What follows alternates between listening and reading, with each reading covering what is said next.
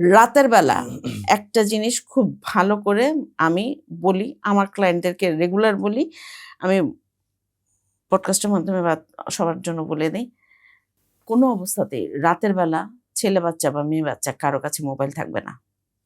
হুম। রাতের বেলা মোবাইল বাচ্চাদের কাছে থাকবে না।